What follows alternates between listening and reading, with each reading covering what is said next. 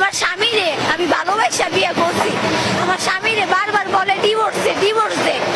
আমার স্বামীরে আমি বলছি আমি ডিভোর্স দিব না, কারণ আইন এমন হয়েছে যে যে বলবো ডিভোর্স দে তার টাকা দিতে হবে। আমি তো আমার স্বামীরে ভালোবাসা বিয়ে করছি, আমি কেন ডিভোর্স দিব? আমার স্বামী আমাকে লেখতাছে তুই বাসায় চইলা যা। স্বামীর মতো স্বামী হইলে আমার সাথে চইলা যাইতো। আমি আমি জব নিছি, আমি ওরে বলছি আমি ফোন ইউজ করুম না, আমি তোমার ফোন দিয়া দিমু।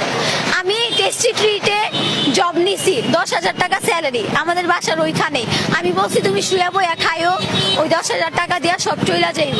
তারপরও সে যাবে না, তারা মামলা করছে। কত বড় মিথ্যা কথা বলছে আমি নাকি 80,000 টাকা নিছি। আপনি আমার হাজবেন্ডকে জিজ্ঞেস করেন, যখন সব আমার গুছাইছে, আমার মেকআপ পর্যন্ত এই বাসায় রাইখা দিছে। যখন আমার বাসার মানে আমার যা কিছু আছে সব যখন প্যাকেট করতেছিল, আমার স্বামী আমার সাথে ছিল।